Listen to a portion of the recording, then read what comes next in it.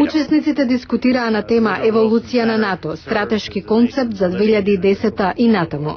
НАТО има натамошна задача да гарантира безбедноста на своите членки, но целта може да ја постигне доколку динамично се ангажира со земјите и организациите надвор од своите граници, подвлече Олбрайт.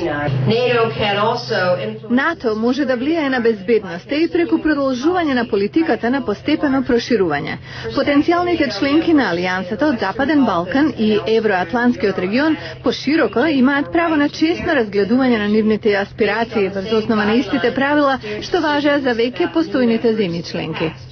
Курт Вокер, поранешен амбасадор на САД во НАТО, вели дека на патот на Македонија кон Алијансата, обете страни во спорот околу името треба на прв план да го стават интересот на граѓаните.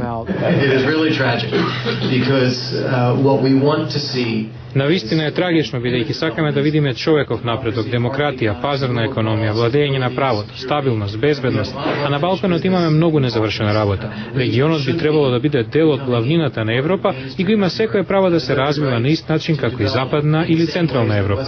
Проблемот со името представува пречка на тој пат. Останува на двете држави да изнедат компромис, а не само едно од нив. Инволвираните страни треба на прв план да ги стават интересите на граѓаните и нивната благосостојба и да најдат начини да се справат со прашањата како идентитет, име, јазик и слично, без да го спречат тој долгорочен човеков развој на населението. Токму тоа во моментов е спречено. Вокер за гласот на Америка на македонски изјави дека е важно да се смират страстите.